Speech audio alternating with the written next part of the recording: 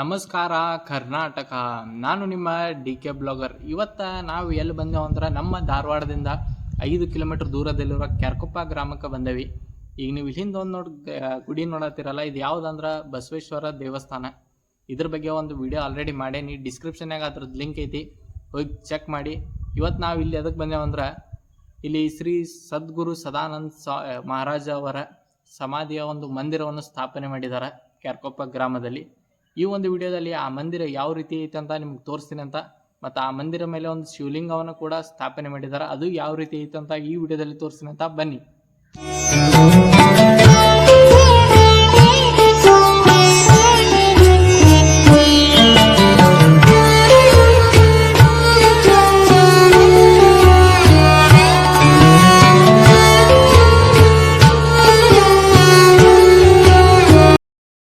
ಮತ್ತು ನೀವು ಈ ಸದ್ಗುರು ಸದಾನಂದ ಮಹಾರಾಜ್ ಅವರ ಸಮಾಧಿಯ ಒಂದು ದೇವಸ್ಥಾನ ಏನಿದೆಯಲ್ಲ, ನೀವು ಇಲ್ಲಿ ವಿಸಿಟ್ ಮಾಡಬೇಕಿದ್ರೆ ಲೊಕೇಶನ್ ಡಿಸ್ಕ್ರಿಪ್ಷನ್ನೇ ಕೊಟ್ಟೇನಿ. ಲೊಕೇಶನ್ ಇದೆ, ಬಸವೇಶ್ವರ ದೇವಸ್ಥಾನದ ಲೊಕೇಶನ್ ಕೊಟ್ಟೇನಿ.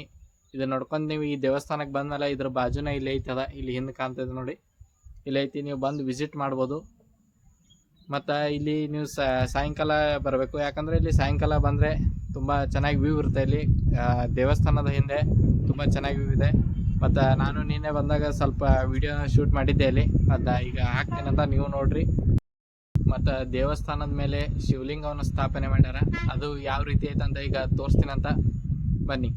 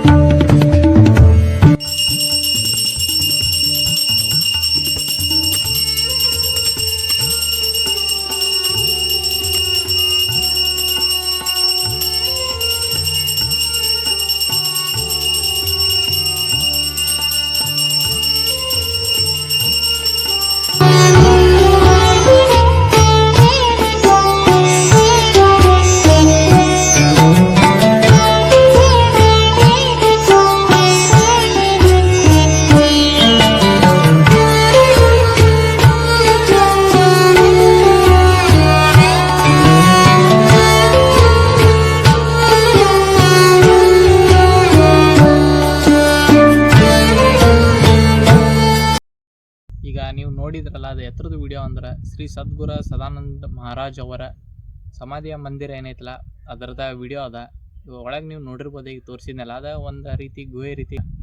ಮತ್ತು ನಾ ಹೋದ ಸತ ಇಲ್ಲಿ ಬಸವನ ದೇವಸ್ಥಾನಕ್ಕೆ ಏನು ಬಂದಿದ್ದೆಲ್ಲ ವಿಡಿಯೋ ಮಾಡೋಕೆ, ಆ ಟೈಮ್ನಾಗೆ ಇದ್ದಿರ್ಕಿಲ್ಲ. ನಾ ಇಲ್ಲಿ ಸ್ವಲ್ಪ ಜನಕ್ಕೆ ಕೇಳಿದ ಮೇಲೆ ನಂಗೆ ಗೊತ್ತಾಗಿದ್ದೇನಂದ್ರೆ, ಇದು ಮೊದಲು ಗುಹೆ ರೀತಿ ಇಲ್ಲಿ ಇತ್ತು, ಅದ ನೆಲ ಕುಸಿದ ಸಂಬಂಧ ಅದು ಮುಚ್ಚುತ್ತೆ. ಈಗ ಮತ್ತೆ ಇಲ್ಲಿ ಪುನರ್ ನಿರ್ಮಾಣ ಮಾಡ್ಯಾರ, ತುಂಬ ಚೆನ್ನಾಗಿ ಮಾಡಿದ್ದಾರೆ. ನೀವು ಬಂದು ಇಲ್ಲಿ ಒಂದು ಸಲ ವಿಸಿಟ್ ಮಾಡಿ. ಮತ್ತು ಇದ್ರ ಬಗ್ಗೆ ನಂಗೆ ಅಷ್ಟೊಂದು ಜಾಸ್ತಿ ಗೊತ್ತಿಲ್ಲ, ಇಲ್ಲಾಂದ್ರೆ ಹೇಳ್ತಿದ್ದೆ. ಇದ್ರ ಬಗ್ಗೆ ನಿಮ್ಗೆ ಗೊತ್ತಿದ್ರೆ ಕಮೆಂಟ್ನಾಗ ಹೇಳ್ರಿ ಈ ಒಂದು ಮಂದಿರದ ಬಗ್ಗೆ. ಮತ್ತು ನಾನು ನಿಮಗೆ ಮುಂದಿನ ವಿಡಿಯೋದಲ್ಲಿ ಸಿಗ್ತೀನಿ ಒಂದು ಒಳ್ಳೆ ಪ್ಲೇಸ್ ಜೊತೆಗೆ. ಅಲ್ಲಿವರೆಗೂ ಜೈ ಹಿಂದ್, ಜೈ ಕರ್ನಾಟಕ.